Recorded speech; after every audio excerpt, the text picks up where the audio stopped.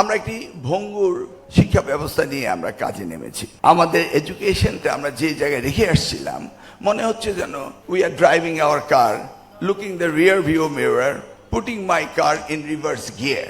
জোর করে কি রেজাল্ট ফেল করানো যায়?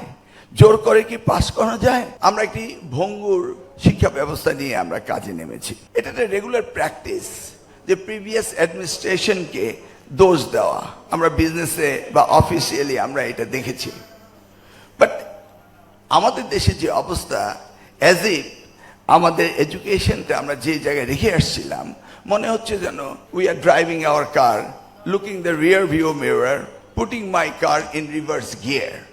এই 20 বছরে আমরা রিভার্স গিয়ারে দিয়ে আমরা পিছনের দিকে চলে আসছি।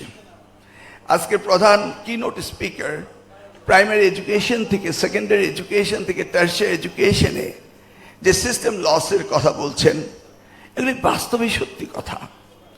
একজন বক্তাও এমন কোনো বক্তব্য রাখেননি যে এই বক্তব্যকে আমি শিক্ষামন্ত্রী হিসেবে কন্ট্রাডিক্ট করতে পারি। প্রত্যেকটি বক্তব্যে একদম রিয়েল, একদম ফ্যাক্ট যে আমরা দেখছি। এখান থেকে আমাদের বেরিয়ে আসতে হবে। It's a too difficult task. কিভাবে যে বেরিয়ে আসবো, I don't know. I am trying my best.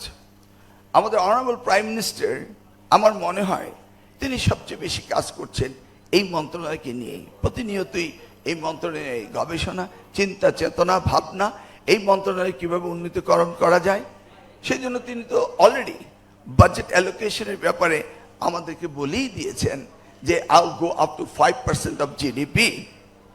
This ইয়ার আমাদেরকে দিয়েছেন 2%, নেট 2%, যেটা হিস্টোরিক্যালি আমরা কখনো পাইনি। ইভেন লাস্ট ইন্টারিম গভর্নমেন্ট তারা 1.39% পেয়েছিল, এবং আউট অফ 1.39-এ আইসিটি মিনিস্ট্রি, আদার্স সেখানে ইনভলভ ছিল। এবার সলিড নেট 2% পেয়েছে, হিউজ অ্যামাউন্ট অফ মানি।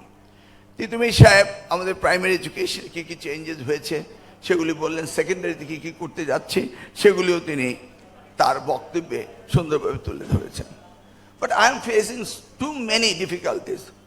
ধরুন গতকালকে আমার এসএসসি রেজাল্ট বেরিয়েছে, এসএসসি দাখিল অ্যান্ড টেকনিক্যাল এডুকেশন রেজাল্ট বেরিয়েছে। এটাকে এক একজন এক এক দৃষ্টিভঙ্গিতে দেখছেন। আজকে যদি পত্রিকা হেডলাইনগুলো দেখতে পান, তাহলে অ্যাকসেপ্ট দ্য নিউ এজ পত্রিকা আমার মনে হয় প্রপারলি তারা বিষয়টাকে তুলতে পারেনি। রেজাল্ট ড্রপ করেছে, গত 19 বছরের মধ্যে সবচেয়ে বেশি ড্রপ করেছে। মানে আই ডোন্ট আন্ডারস্ট্যান্ড, ড্রপ কি করানো যায়? জোর করে কি রেজাল্ট ফেল করানো যায়? জোর করে কি পাস করানো যায়? This is a real story, facts. আমাদের ছেলে মেয়েরা লেখাপড়া করছে, করবে। তারা অনেকেই ভালো করতে পারেনি। সেই দায় দায়িত্ব কি আমি শুধু এই ছাত্রছাত্রীদের দেব, না আমি নিজের কাঁধে নেব? First of all, as education minister, আমাকে বুঝতে হবে যে আমার ডেটা কালেকশনে আমার অবস্থানটা কি। আমি যদি ইনফ্ল্যাকচুয়েট করে ডেটা কালেকশন করি, ধরুন আমি যদি শিক্ষকদের বলে দিতাম পার্সেন্টেজ বাড়িয়ে দেন, বা আমি যদি বোর্ডকে বলতাম আহা এবার পপুলার হতে হবে, তাহলে বোর্ডরা কি করতো? ইংরেজিতে 3 পয়েন্ট, অঙ্কে 3 পয়েন্ট, সিস্টেম অ্যানালিস্টকে বলে দিত, সাথে সাথে অ্যাড হয়ে যেত, কেউ জানতোই না।